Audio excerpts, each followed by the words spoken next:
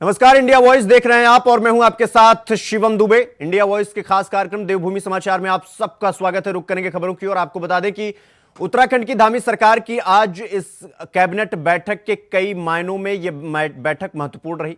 Cabinet की press briefing करते हुए मुख्य सचिव राधा रतूड़ी ने कहा कि आज 8 विषय कैबिनेट की बैठक में रखे गए जिन्हें कैबिनेट ने अपनी मंजूरी दी है। धामी कैबिनेट की इस बैठक में धामी की अध्यक्षता में यह बैठक हुई और बैठक में 8 प्रस्तावों पर मुहर लगी।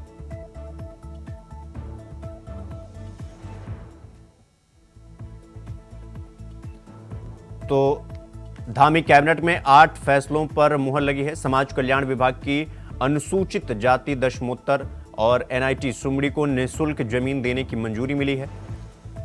दंगाइयों के खिलाफ कानून बनेगा और उत्तराखंड आवास नीति संशोधन को मंजूरी दी गई है इस बैठक में। और प्रधानमंत्री आवास योजना के लाभार्थियों को 1.5 लाख रुपए दिए जाएंगे। आशासकीय विद्यालयों में भर्ती पर रोक जो लगी थी वो हटेगी और 4 फैमिली कोर्ट में चाइल्ड और जनरल काउंसलर के लिए भी इस पर चर्चा की गई है। वित्त विभाग के कर्मियों का अधिकार, वित्त विभाग, समाज कल्याण विभाग की अनुसूचित जाति दशमोत्तर, ये 8 फैसले हैं जिन पर आज मुहर लगी है। एनआईटी सुमड़ी को निःशुल्क जमीन देने की मंजूरी दी जाएगी। धामी कैबिनेट के इस बैठक में ये निर्णय लिए गए हैं और दंगाइयों के खिलाफ कानून बनेगा। उत्तराखंड आवास नीति संशोधन को भी मंजूरी दी गई है। प्रधानमंत्री आवास योजना के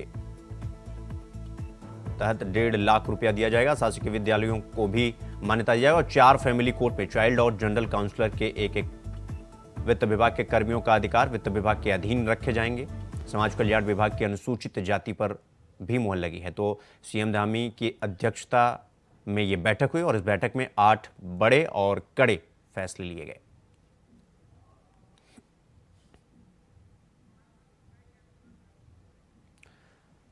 हमारे साथ इस खबर पर हमारे संवाददाता अभय केंतुरा हमारे साथ हैं। अभय, आज इस कैबिनेट की बैठक में क्या कुछ खास देखने को मिला? बिल्कुल, मुख्यमंत्री पुष्कर सिंह धामी की अध्यक्षता में जो कैबिनेट बैठक आज सचिवालय में हुई उसमें 8 विषय यानी 8 प्रस्ताव कैबिनेट के सम्मुख आए थे, जिन 8 प्रस्तावों को कैबिनेट की तरफ से अपनी मंजूरी यहाँ पर दी गई है।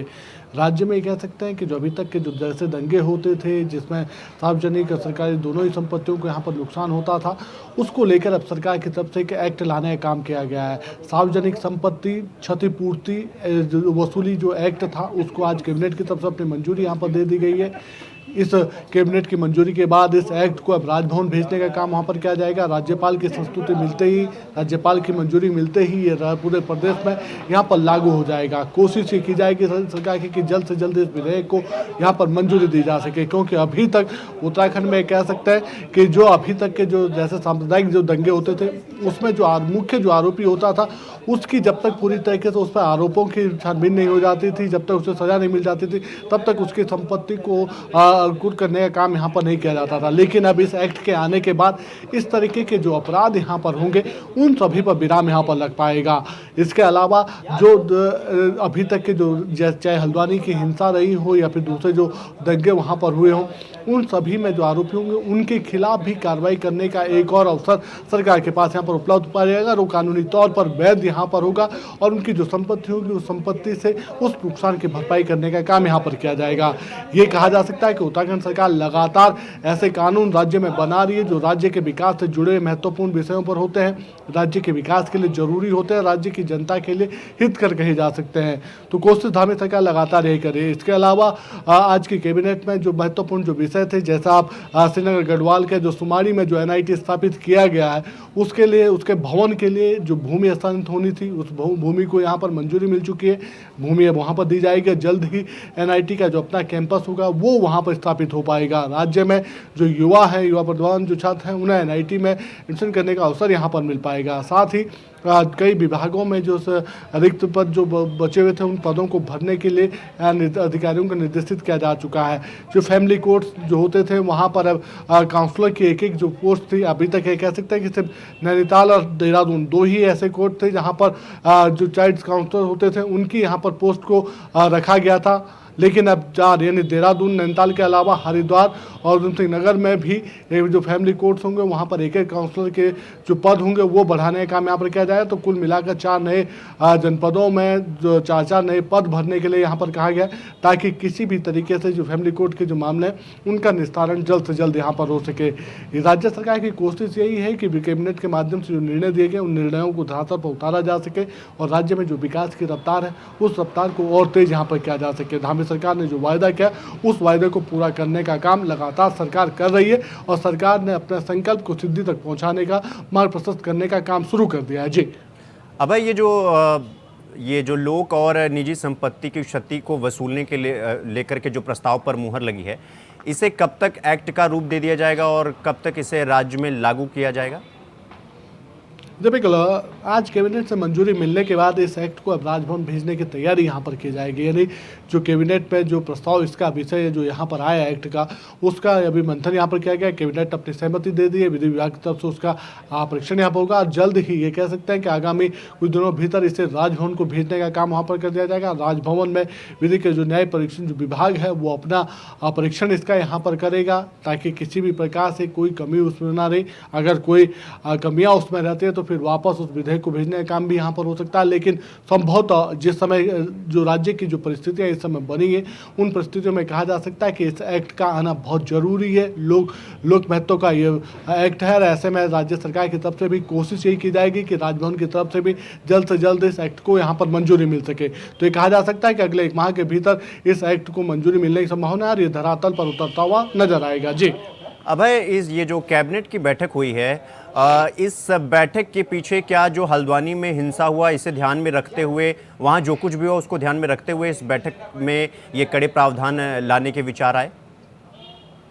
तो ये भी कह सकते हैं कि हल्द्वानी की जो हिंसा हुई थी उस हिंसा से सबक लेने का काम राज्य सरकार की तरफ से और प्रशासन की तरफ से यहाँ पर किया गया है। हल्द्वानी हिंसा के बाद से अब ये कह सकते हैं कि जब चुनावी समय पूरे प्रदेश में आ रहा है, चुनाव की बेला चल रही है, तो ऐसे में किसी प्रकार से और चीज़ों की आड़ लेकर कोई ऐसा विषय यहाँ पर न उत्पन्न हो जो सरकार के लिए चिंतापूर्ण माहौल कहा जा सकता हो या राज्य की जो शांति व्यवस्था उस व्यवस्था में खलल डालने वाला हो सकता है। इसलिए समय रहते हुए सरकार की तरफ से इस एक्ट को लाने का काम यहाँ पर किया जा रहा है। इस एक्ट के माध्यम से समझा जा सकता है कि जो आपराधिक प्रवृत्ति के जो लोग होंगे, जिनको सांप्रदायिक दंगे करना या ऐसी तरह की हिंसात्मक घटनाओं करने के लिए जो लोग लालायित रहते हैं या प्रेरित होते हैं, उन सभी पर समय रहते हुए विराम लगाने का काम सरकार की तरफ से किया जाएगा। अगर कोई व्यक्ति ऐसा करता है तो फिर ये सीधे तौर पर समझा जाएगा कि वो इस घटना के बाद या अपराध के बाद उसकी जो संपत्ति होगी उस संपत्ति को अधीन करने का काम सरकार की तरफ से किया जाएगा और जो नुकसान होगा उस घटना में उसकी भरपाई उसकी संपत्ति से की जाएगी। तो ये समय रहते हुए सरकार का बड़ा कदम कहा जा सकता है और एक के बाद एक धामी सरकार ऐसे कई कठोर निर्णय राज्य में लेती हुई नजर आ रही है। इससे पूर्व में भी ये कह सकते हैं कि चाहे नकल विरोधी कानून लाने का काम सरकार की तरफ से किया गया, जब से नकल विरोधी कानून राज्य में लागू हुआ है, राज्य के भीतर जितनी परीक्षाएं हुई है, किसी भी परीक्षा में ये नहीं कहा जा सकता है कि कोई नकल का कोई मामला सामने आया हो या कोई मुन्ना यहाँ पकड़े गए हो। इसके अलावा यूसीसी को भी जिस प्रकार से राज्य सरकार ने यहाँ पर लाने का काम यहाँ पर किया था, उसके बाद से प्रदेश में जो शांतिपूर्ण माहौल था और यहाँ पर देखने को मिला है। महिला आरक्षण से जुड़े जो विषय थे उनमें जिस प्रकार से राज्य सरकार ने कठोरतापूर्ण कदम उठाने का काम किया था, उसे लाने का काम किया था। अभय, बहुत बहुत धन्यवाद आपका हमारे साथ जुड़ने के लिए। खबरों में आगे बढ़ेंगे। उत्तराखंड की मुख्य सचिव राधा रतूड़ी का कहना है कि कैबिनेट ने आज एक प्रस्ताव पारित किया है जो राज्यपाल की मंजूरी मिलते ही अध्यादेश के माध्यम से कानून बन जाएगा। कोई भी प्रदर्शन या दंगा जहां भीड़ नियंत्रण से बाहर हो जाती है और सार्वजनिक या निजी संपत्ति को नुकसान पहुंचाती है, इसके लिए दंगाइयों से वसूले जाने वाले मुआवजे को तय करने और इसे सरकार या पीड़ित व्यक्ति को देने के लिए खास नियम बनाए जाएंगे।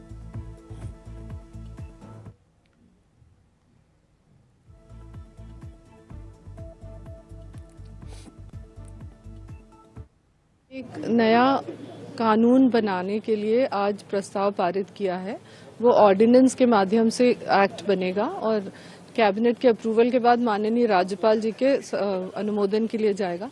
जो दंगे होते हैं या डेमोन्स्ट्रेशंस होते हैं, कोई भी किसी तरह का आंदोलन होता है जहाँ पे भीड़ उग्र होके किसी सरकारी संपत्ति या निजी संपत्ति को नुकसान पहुँचाती है, उसमें स्पेशल ट्राइब्यूनल्स बनेंगे जो कॉम्पेंसेशन डिसाइड करेंगे कि जो जिस दंगाई व्यक्ति है जिसने नुकसान पहुंचाया है उससे कितना कॉम्पेंसेशन लेके या तो सरकार को या निजी व्यक्ति जिसकी संपत्ति का नुकसान हुआ उसको दिया जाएगा। समाज कल्याण विभाग के अंतर्गत अनुसूचित जाति दशमोत्तर छात्रवृत्ति योजना, यानी जो कॉलेजेस में जाते हैं बच्चे, दशमोत्तर मतलब उसके बाद स्कूल के बाद मेडिकल, इंजीनियरिंग और टेक्निकल कोर्सेज में, उसके लिए जो स्कॉलरशिप मिलती है उसकी धनराशि बढ़ाई गई है। डिटेल आपको अजीत सिंह दे देंगे। इसके बाद गृह विभाग का मद है उत्तराखंड लोक तथा निजी संपत्ति क्षति वसूली अध्यादेश 2024। संपत्ति के संबंध में हड़ताल, बंद, दंगों संबंधी लोक अशांति प्रतिवादों के दौरान सार्वजनिक स्थलों पर समस्त हिंसात्मक कार्यों को व्यवहित करने और उसकी निरंतरता तथा तीव्रीकरण पर नियंत्रण रखने, लोक या निजी संपत्ति की क्षति की वसूली का उपबंध करने और क्षतियों का अनुसंधान करने, तत्संबंधी प्रतिकर अधिनिर्णित करने हेतु दावा अधिकरणों का गठन किया जाएगा और उसके द्वारा ये क्षतिपूर्ति डिसाइड की जाएगी।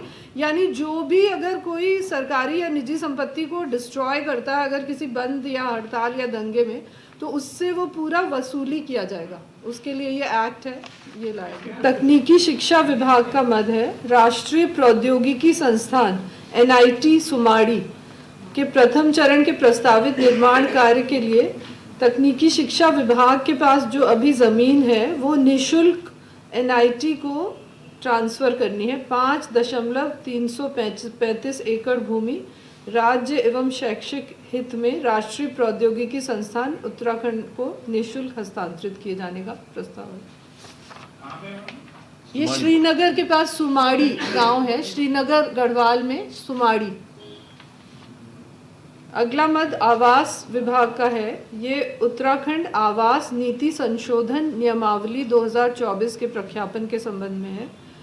प्रधानमंत्री आवास योजना शहरी क्षेत्र के लिए जो है उसके अंतर्गत स्वीकृत परियोजनाओं में प्रति आवासीय इकाई का मूल्य 6 लाख है। इसमें केंद्र सरकार द्वारा 1.5 लाख और राज्य सरकार द्वारा 1 लाख का अंशदान दिया जाता है। शेष 3.50 लाख की धनराशि लाभार्थी द्वारा वहन की जाती है। धामी सरकार की आज हुई इस कैबिनेट की बैठक में कई अहम फैसले लिए गए। धामी सरकार की इस बैठक में सार्वजनिक संपत्ति नुकसान क्षतिपूर्ति वसूली एक्ट को भी मंजूरी दे दी गई। इसी पर ज्यादा जानकारी दे रहे हैं हमारे संवाददाता अभय केंतुरा। धामी सरकार की आज महत्वपूर्ण कैबिनेट बैठक सचिवालय में हुई, जिसमें 8 विषय कैबिनेट के समूह का आए थे। सभी को कैबिनेट ने अपनी मंजूरी दी। राज्य में ये कह सकते हैं कि दंगाई और शांति फैलाने वाले जो भी घटनाक्रम यहाँ पर होंगे उसमें जो दोषी लोग होंगे उनके खिलाफ कड़ी कार्रवाई यहाँ पर की जाएगी। सरकार की तरफ से एक एक्ट बनाने का काम यहाँ पर किया गया। कैबिनेट ने आज उसे मंजूरी दी है, यानी जो सार्वजनिक संपत्ति को नुकसान होगा उसकी वसूली कैसे की जाएगी उसके लिए बाकायदा एक एक्ट बना दिया गया है। उसके लिए ट्रिब्यूनल का गठन यहाँ पर होगा, उसके माध्यम से वसूली होगी। और अब ये एक्ट सीधे तौर पर कैबिनेट से मंजूरी मिलने के बाद राज्यपाल को भेजा जाएगा, जिसमें मंजूरी के बाद सीधे प्रदेश में लागू किया जाएगा। उत्तराखंड सरकार चाहती है कि राज्य में किसी भी प्रकार से शांति जो व्यवस्था वो बिगड़ने ना पाए, बल्कि सौहार्द जो माहौल है वो बना रहे। इसके अलावा जो NIT का जो परिसर श्रीनगर गढ़वाल में बना है उसके लिए भी भूमि की उपलब्धता उसको देने का काम यहाँ पर किया गया है। ये समझा जा सकता है कि आज की कैबिनेट बैठक में कई महत्वपूर्ण निर्णय यहाँ पर लिए गए, जिन निर्णयों का असर उत्तराखंड राज्य में विकास की रफ्तार बढ़ाने वाला होगा। बहुत निकट भविष्य में उसके सफल परिणाम भी होते नजर आएंगे। तो सीएम पुष्कर सिंह धामी लाइव हैं, क्या कुछ कह रहे हैं मुख्यमंत्री, आपको सुनवाते हैं। हमारी दीदियां लखपति दीदी बनी है और ये लक्ष्य मैंने पिछले दिनों जब हरिद्वार में हम अपने मातृशक्ति के सम्मेलन में उत्सव में आए थे तो मैंने कहा कि जहां भारत सरकार ने 1 करोड़ 2 करोड़ पहले लखपति दीदी का योजना लखपति दीदी बनाने का लक्ष्य हमारे प्रधानमंत्री जी के नेतृत्व में लिया गया था, उस लखपति दीदी में 1 करोड़ को और बढ़ाते हुए यानी कि पूरे देश के अंदर 1 करोड़ बढ़ाने का लक्ष्य लिया गया। तो हमने भी उत्तराखंड के अंदर जो लक्ष्य लिया था उस लक्ष्य को हम भी बढ़ाएंगे और उसी रेशियो में हम भी आगे बढ़ाएंगे। हरिद्वार के अंदर अपार संभावनाएं हैं उस क्षेत्र में कि लखपति दीदी बनाई जाए, हमारे नौजवानों को पढ़ाई लिखाई के लिए अनेक प्रकार से सुविधाएं दी जाए, किसानों के लिए जो अनेक योजनाएं, आज चाहे किसान सम्मान निधि योजना हो या अन्य योजनाएं हो, उस पर हम प्राथमिकता से केंद्र की सरकार हो या राज्य की सरकार हो, तेजी से काम कर रहे हैं। माननीय प्रधानमंत्री जी के नेतृत्व में आज हमारी सरकार समाज के अंतिम छोर में खड़े हुए व्यक्ति तक योजनाएं पहुंचाने के लिए, उनके जीवन को ऊपर उठाने के लिए, उनके बच्चों का भविष्य अच्छा हो, उनको हर प्रकार की सुविधा मिले, उसके लिए हर संभव हम प्रयत्न कर रहे हैं। हमारी सरकार गरीबों को समर्पित सरकार है और गरीबों की आवश्यकताओं को भी भली भांति जानती है कि उनकी आवश्यकताएं क्या है। हमारी सरकार योजनाओं को जन जन तक पहुंचाने के लिए रात दिन काम कर रही है और उसका परिणाम है कि आज तो मैं ये सोच रहा था कि जब हमारे प्रदेश अध्यक्ष जी ने कहा कि हरिद्वार के कार्यक्रम में लगता है कि थोड़ा वहां व्यवधान होगा, बारिश हो गई है, लेकिन उसके बावजूद भी आप सबकी इतनी बड़ी संख्या, ये इस बात का प्रत्यक्ष उदाहरण है कि आज सरकार की जो योजनाएं हैं, हमारे प्रधानमंत्री के द्वारा किए हुए काम हैं, वो जन जन तक पहुंच रहे हैं और लोगों को उनके जीवन को ऊपर उठाने का काम कर रहे हैं। प्रधानमंत्री जी के क्षेत्र में आज देश हर क्षेत्र में आगे बढ़ रहा है। कोई क्षेत्र ऐसा नहीं बचा है जिस क्षेत्र में काम ना हो रहा हो। जो योजनाएं बनाई जा रही है, वो योजनाएं भी पहले कुछ वर्गों को ध्यान में रखकर बनाई जाती है, कुछ लोगों की सुविधा के लिए योजना बनाई जाती है। लेकिन आज जब से प्रधानमंत्री के रूप में मोदी जी ने काम करना प्रारंभ किया है, योजनाएं उनके लिए बनाई जाती है जिनको योजनाओं की जरूरत थी, जो योजनाओं को उन तक पहुंचाने का काम हो रहा है, जो लोग वास्तव में योजना चाहते थे। देश के अंदर एक नई कार्य संस्कृति बनी है, नया कार्य व्यवहार बना है। गरीबों के लिए, समाज के अंतिम छोर में रहने वाले लोगों को, जो हमारा मजदूर वर्ग है, उन सबको ध्यान में रखकर योजनाएं बनाई जा रही है। किस प्रकार से उनका जीवन ऊपर उठाया जाए।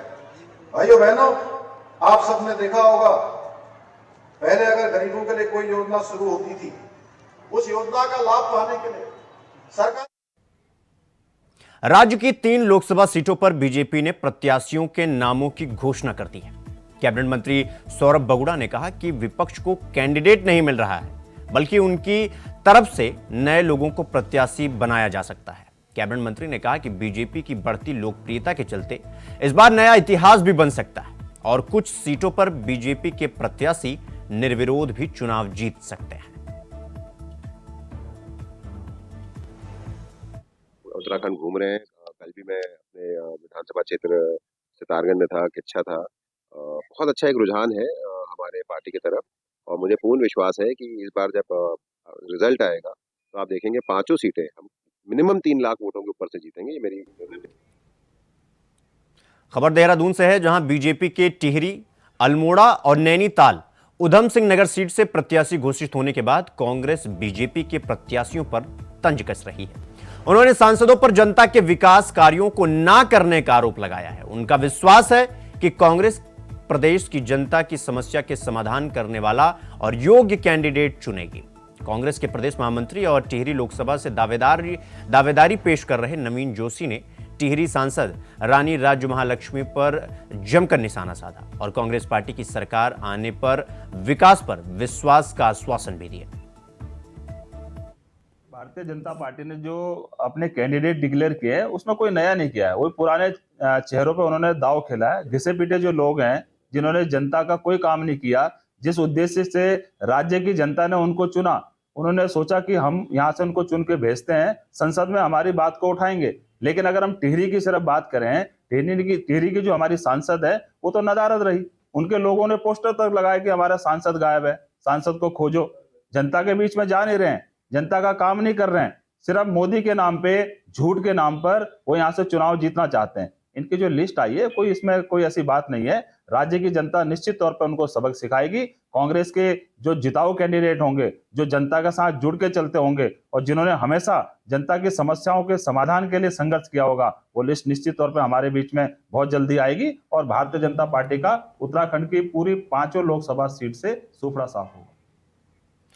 खबर पिथौरागढ़ से है, जहां 2 दिनों से हो रही बारिश के बाद ऊंचाई वाले क्षेत्र में जहां खूब बर्फबारी देखने को मिली, वहीं पर्यटन नगरी मुंशियारी में भी बर्फबारी का सुंदर नज़ारा देखने को मिला। 2 दिनों से हो रही लगातार बारिश से मनुष्यारी में बर्फबारी देखने को मिली और उसके बाद आज सुबह जब धूप खिली तो सुंदर नज़ारा देखने को मिला। पर्यटकों ने इस नज़ारे का खूब आनंद लिया। स्थानीय लोग भी काफ़ी खुश नजर आए इससे। हालांकि इस बारिश ने लोगों की ठंड दोबारा बढ़ा दी है। इसके बावजूद भी बर्फबारी होने पर स्थानीय लोग खुश हुए दिखाई दिए।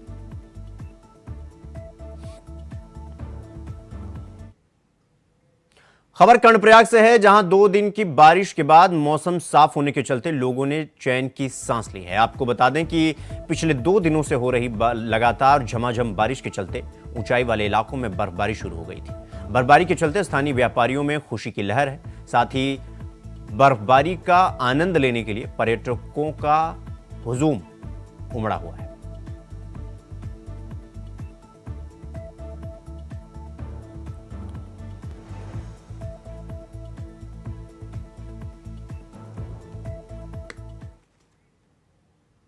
देवभूमि समाचार में फिलहाल अभी के लिए बस इतना ही। देश दुनिया की तमाम खबरों को देखने के लिए देखते रहिए इंडिया वॉइस। नमस्कार।